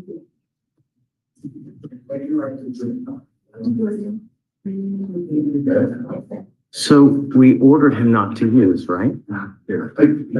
Yes, Judge. But he, with the exception, I mean, there is no evidence that he has violated that order after his drug test on the 14th, which you ordered. Your Honor, the conditions requiring no drugs, no alcohol and testing went into effect in January 2025, prior to the testing that he conducted in April. So the conditions went in January. I think, yes, Judge, I understand that, but this violation has already been addressed. Has it? Franklin University. I don't know. Anthony, has it?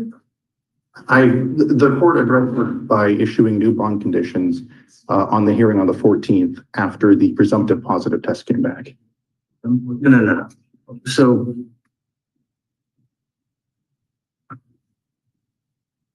the client failed to report for a drug and alcohol test on 4/7/25. So we brought him in on 4/14 to admonish him and to tell you, hey, don't miss a drug test. When you miss tests, that's when we issue warrants. Bad things happen when you do that. So he was ordered the next week to go take a test, and he now tested positive for alcohol. So that's where we are. So we've not addressed it. I don't believe that's completely accurate. It was not the next week that he was ordered. It was at that hearing. You had him go out and take a drug test on that day. Is that right? Judge, the violation that was submitted on April 7th was addressed for admonishment on April 14th. And yes, that was the day that he was sent to submit for testing. And then he had an additional bond violation submitted for being presumptive positive CHDL. And now that was signed to be addressed today, which is what we're addressing. Mr. Hernandez, I'm going to give you the benefit of the doubt. I've already had to put 2 people in jail now because they continue to use. You are begging for your bond to be revoked. No means no. Doesn't mean I have a party. Doesn't mean I have a graduation. Doesn't mean Jesus came down from earth and asked me to break bread. No means no. Do you understand? We are now at a stage of no tolerance. If you ever miss, if you test positive again, do you understand me? There's no excuse. And I'm going to, are you high right now? So you can barely keep your eyes open, Mr. Hernandez. I want to test him again right now. Yes, sir. I will test you 50 days from he's that so test. high. If you test positive for weed, that tells you that you continue to smoke and it's not going well. Do not use. Do you understand? So from this day forward, you test positive. Okay, I'm sending you for a test now. And try to reapproach after that test is completed. I know, let's roll it to tomorrow because it's now 12 o'clock in the afternoon. Okay. Come on up, sir. Hi, Alan. Sorry, guys. Oh, who do we have here? Oh, Mr. Birch. Sir. Okay. So, good morning, Mr. Birch. Morning. Sir, you're charged with assault of a family member you have worked out an agreement where they're offering you 9 days in jail with credit for the 5 days that you've done. You need to understand that this is going to go on your record. It's going to be there for the rest of your life. It's even there after you die. This is important because there's an affirmative finding of family violence.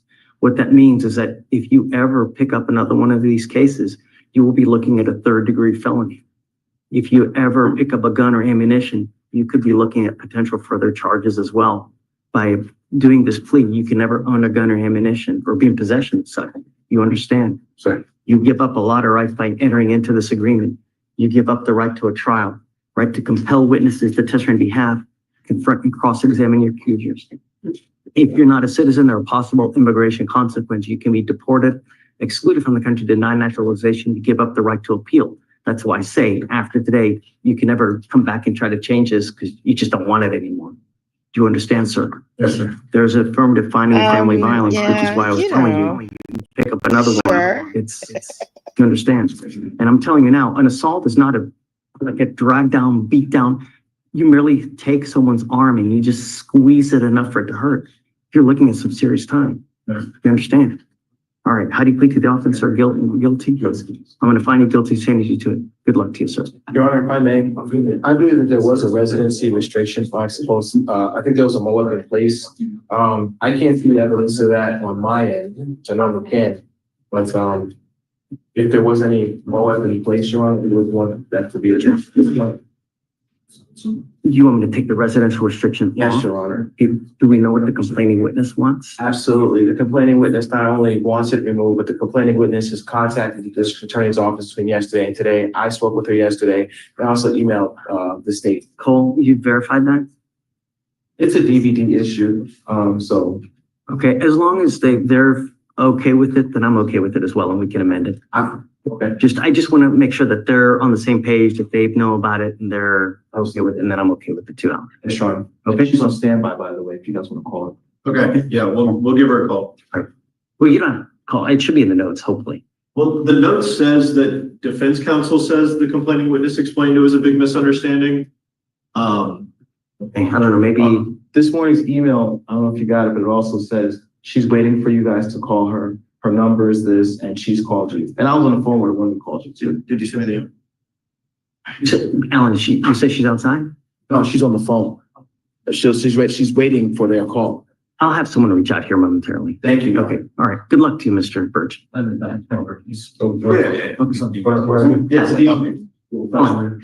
Yes. Oh, Alan, I'm sorry, Alan, did you have something else? Jaquan Chappell, Your Honor, just because of the date of the case, Mr. Chappell's case is, we reached a resolution today for PCI. So I just want to get a reset on that one. Okay, what do you have to do? Simple stuff? Yes, 2 weeks? that's perfect.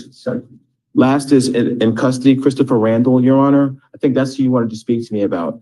He turned himself in this morning. You gave him a short reset because he was homeless. I suspect he didn't sign his bond conditions last week. I have no idea. I don't remember. I mean, I don't remember what I had for breakfast. It's nothing. What do you want? Well, for him to be released, Your Honor, I mean, I don't even know why he's in custody. You picked up another assault? That's from last week, Your Honor. That's what I was appointed to represent him on. So he has 2 pending charges. Oh, I see. Right. Okay, I remember. I'm not going to give him a PR bond. I mean, unless there's some like stable housing that he goes to or some kind of family, I don't want to just put him on the street, you know? I can appreciate that, but you let him go last week and then he voluntarily came back this week. I let him go. I'm sorry. He wasn't in custody. I believe he was released and then he came back to. Let's do this. I need to do a deeper dive. Let me talk to them because they've been waiting a long time. Absolutely. Give me 5 minutes. Absolutely. Let me talk to them because they've been waiting for a long time and we'll do it. Yes, sir. Okay, Colin. Hi. Okay, so we were here earlier. This is off docket this week. It was a Corbetta Darko, cause number 2514883. Thank you for being patient. No problem, Judge. So Nice to see you again. So yes, so that day I had submitted a mental health competency eval and we discussed and she said you could stipulate that based on, past cases and everything else that he was sir. not competent. So we have a agreed stipulation of evidence in your queue. Mr. Darko was previously found incompetent in 2023, sent to Dunn, was not restored, and the case was dismissed. So he's presumed incompetent in this case. And so it's just a Class B trespass. And a Class B criminal mischief. They're not serious cases. So what the state is requesting is we're willing to dismiss all the charges. And we're asking for you to enter an order pursuant to the Code of Criminal Procedure 46B 151, which allows the court on a finding that are checked to send him for civil commitment. So he can go to the hospital. Okay, thank you, Judge. Thank you, Judge. And I filed the dismissal. Thank you. I'll send it right now. Okay, you ready? Yes, sir. Hi, Mr. Ball. I got a quick one, Your Honor. How you doing this morning? Pretty good, you? I'm great. I got Jesse Espinosa.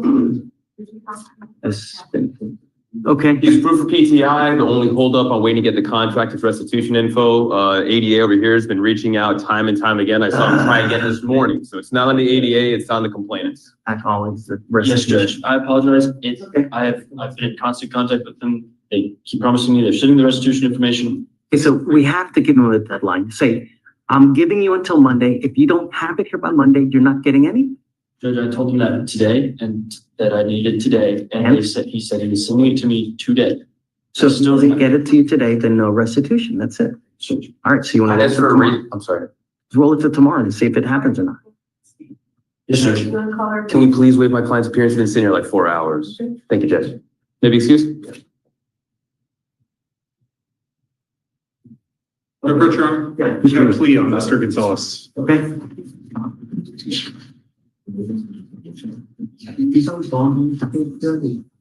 But he picked up a mitigation. Good morning, Mr. Gonzalez. Sir. Mr. Gonzalez, you're charged with tampering with the government record. You're facing up to a year in jail and or a $4,000 fine. You have worked out an agreement where they're offering you 30 days in jail with credit for the 10 that you've done. So it's based. If you're anemic, can you still donate plasma?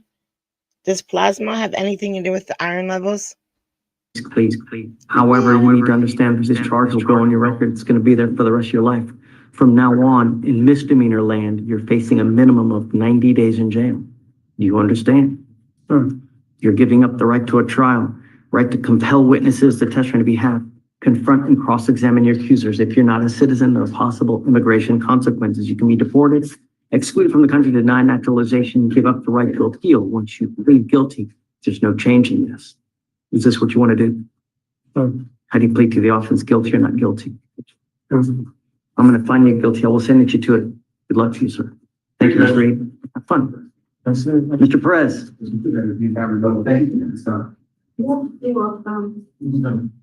Matt Perez. Okay, Judge, my I'm bad. here. No, Mr. Perez. You shush. I just got to tell a lawyer to be quiet. Feels good. Okay.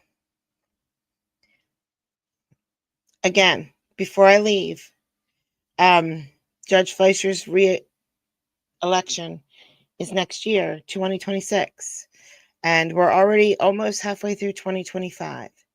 So those that comfortably can, if you would like to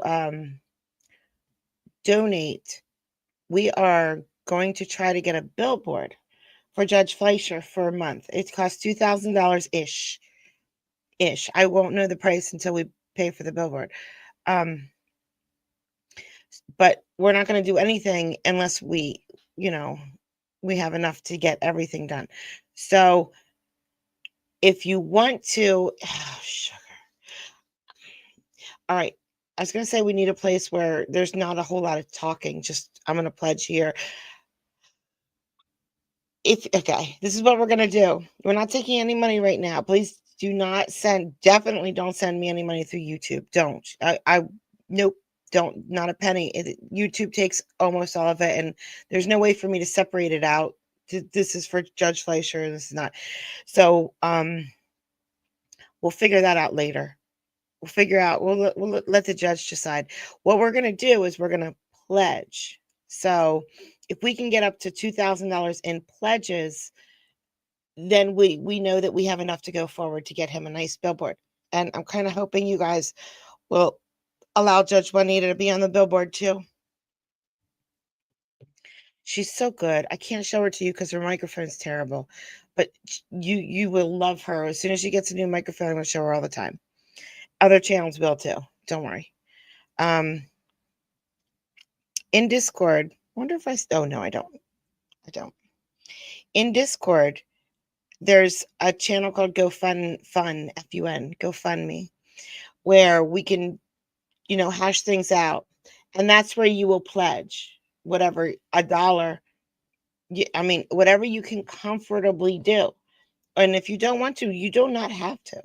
So please don't feel like you have to do this, please.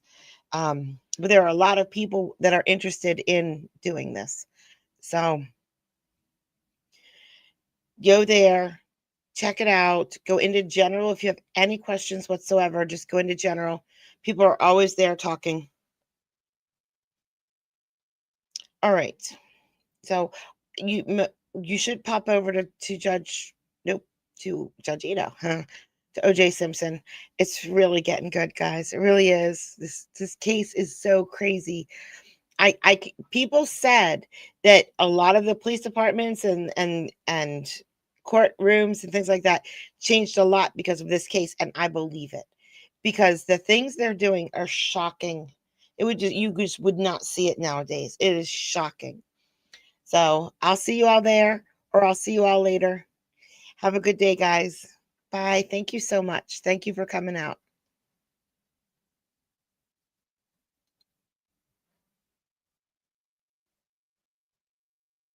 Got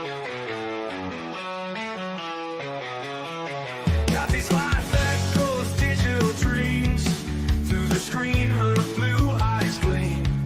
Wicked humor, sharp as a knife. Her stream sparks electric light. Late night when the world sleeps, she's the friend that always keeps. Giggles roll like thunder loud. She stands out in any crowd.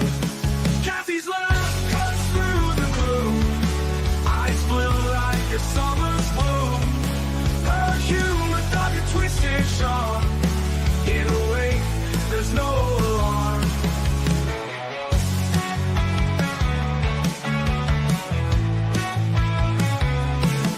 Freedom tales waiting to the night. Her laughter feels just right. Even when my world turns gray, with a giggle, she lights the way. Her eyes hear a sky so blue. In her jokes, there's a truth so true. With each stream, she brings the light. Turns dark days into bright. Kathy's laugh cuts through the gloom. Eyes blue like a summer's bloom. Her humor dark and twisted sharp. In a way, there's no alarm.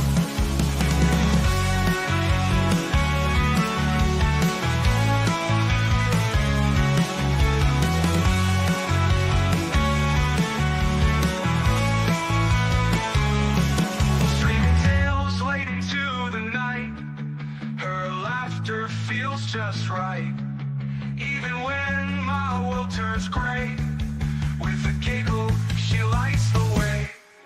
Kathy's laugh cuts through the gloom. Eyes blue like a summer's bloom. Her humor dark and twisted sharp. In a way, there's no